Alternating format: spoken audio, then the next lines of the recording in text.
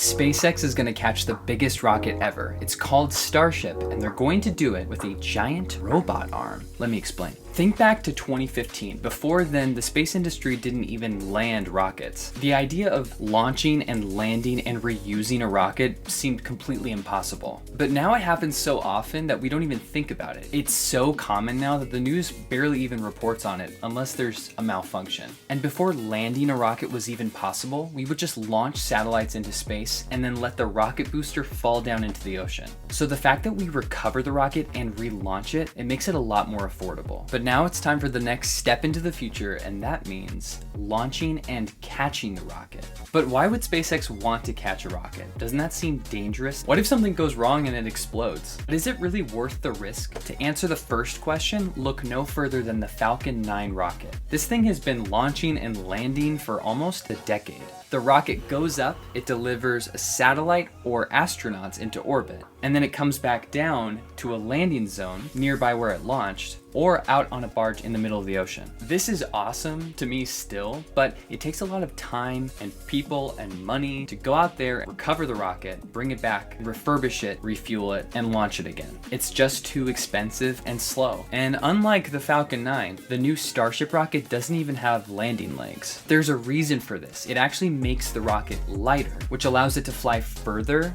and deliver heavier payloads. But without those landing legs, it kind of needs to be caught. Otherwise, it's just gonna look like a trash can slamming into the ground.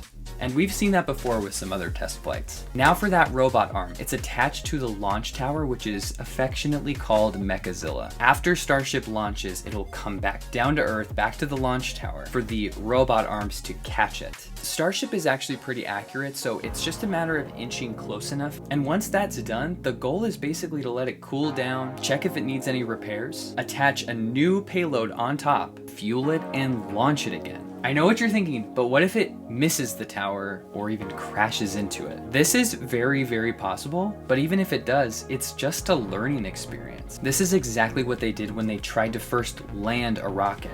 Do it until it works, or it breaks, or it doesn't make sense, and then try something different.